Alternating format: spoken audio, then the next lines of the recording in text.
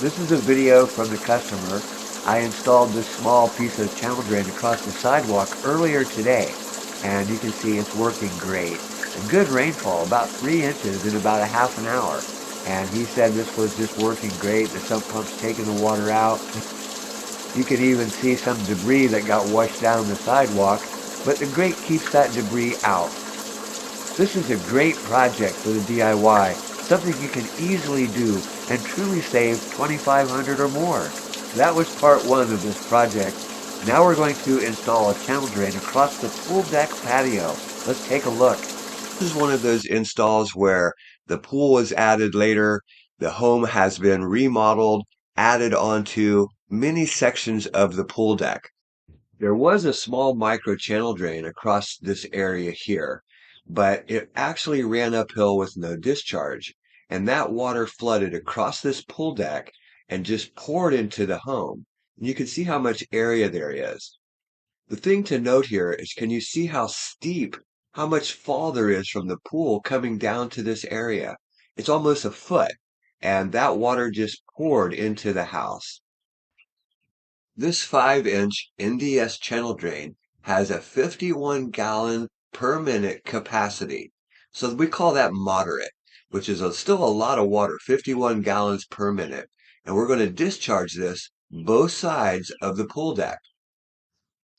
We're going to install 2 sump basins, and one on this side, which I already installed the other day and I showed you that video, but we're also installing another sump basin on the other side. We're using the Zoller M98 half horsepower submersible pumps. These pumps are capable of pumping around 100 gallons a minute, so this should easily keep up with the capacity of the channel drain.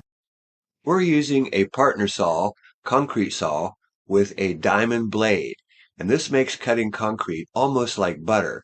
Well, you know what I mean. It makes it very easy. One of the things that we did find here, if you remember, I said there's many different pores of the concrete here. So we found some sections that had rebarb in it, and the blade cuts through the rebarb, but it sure makes it much more difficult and a little more time consuming to cut 65 feet of concrete. Remember, you have to cut both sides of that channel drain, so it's a lot of cutting. And the hardest part of doing this with the concrete saw is to keep a straight line. And so you notice we've laid the channel drain out, and that's actually my guide. We'll use that and go all the way across on both sides. This area down here by the brick is quite deep. It's very low. In other words, it runs uphill. The concrete runs uphill both ways to the sides of the deck.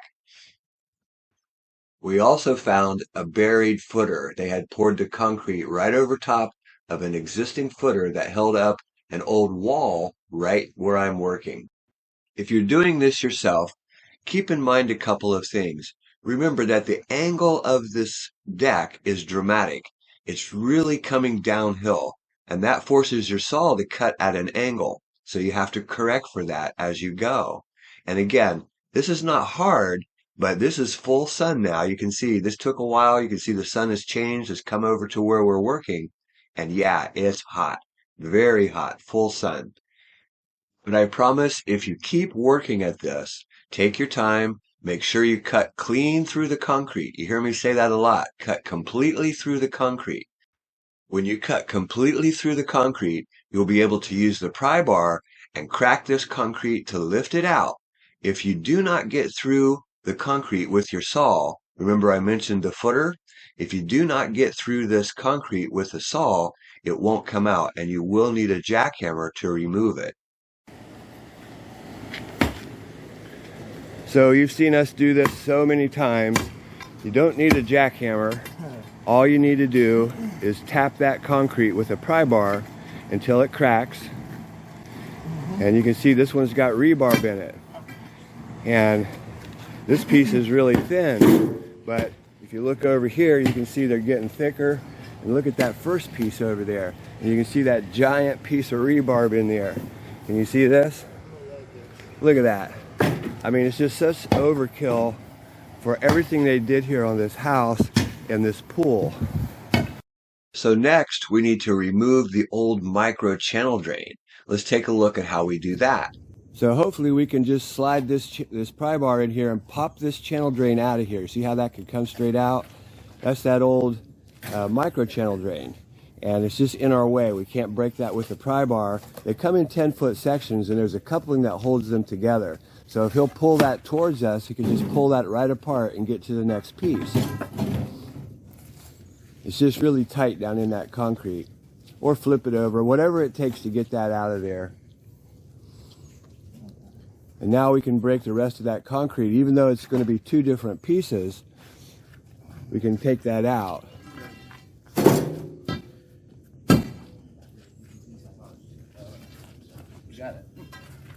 And basically we have to haul all of this concrete away. So we're stacking this up in the trailer. If you're doing this yourself, if you're going to haul it, don't just throw it into your trailer. Take the time to stack it up, because it's so much easier to move that concrete rather than dig through it. Wear your gloves. You know, it's a tough substance, but you definitely can get hurt. Here's where we found the footer, and this actually was, under the concrete. We had no idea this was here, so we had to modify our install. It's really great when you have a good crew. You can see Christine already went and got the jackhammer, because we were going to remove that entire footer, but instead we went ahead and widened the trench, so we made another cut poolside to make this work. So we're still removing the first section of concrete and the old micro channel drain. Remember, that micro channel drain usually just lifts right out. But again, because of all the different pores of concrete, it was a little difficult to pull that out. But you can get that out of there.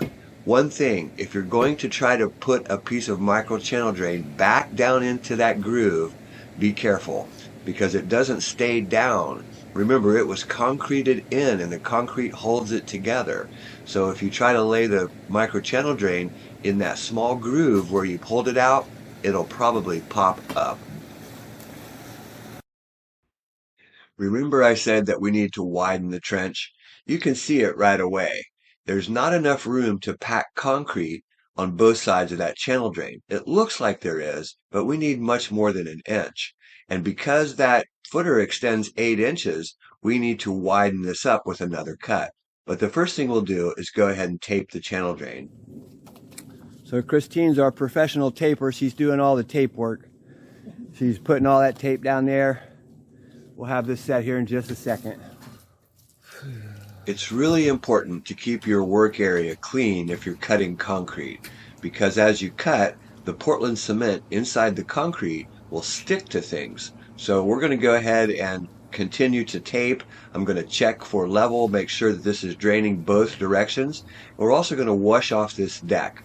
Again, this is an old deck and it looks like it's dirty, but that's just the paint on the concrete. It's actually very clean, and we're almost ready to make that second cut, so we have to repeat that process. It's too bad that that footer was there, but no one knew it was underneath of the concrete, so it's just part of what we have to do.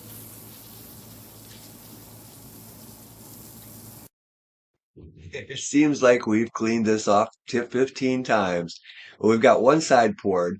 Now we're washing off the other side again, and you can see we've got the concrete put back. Still just a final end down there at the far end. We need to finish that off, and we're almost ready to call this complete. We'll pull that tape off of there in just a second, and you can see how well this actually looks.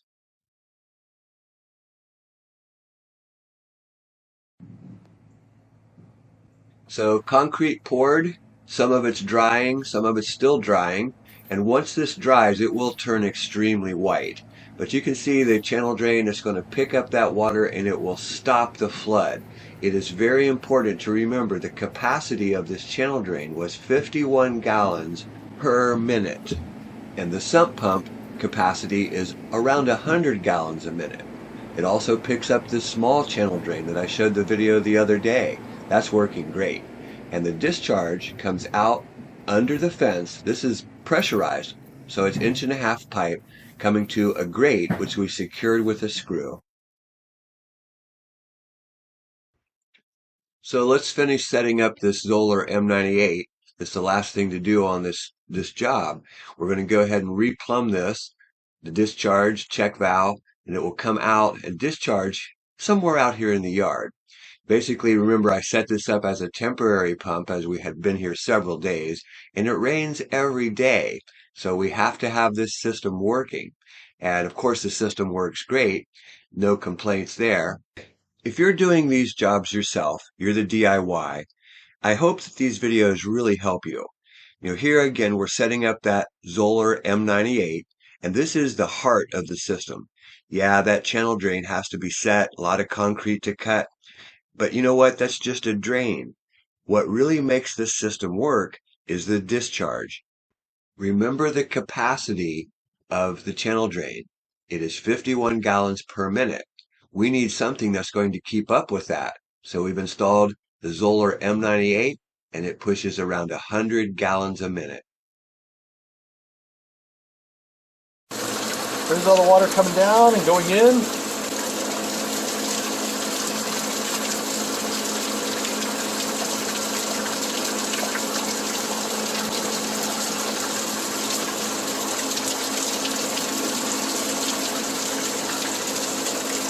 And it's going, must be going out because it's been raining for 10, 15 minutes. I don't think it could have filled up that basin yet. I mean, I think it did fill the basin up. We must have filled the basin up by now, so it's pumping it out. It's not backed up. It's a good heavy rain. What a great project for the do-it-yourselfer. This is not hard to do. It does take a little time, but wow, can you save some money. And I promise you that you can do this.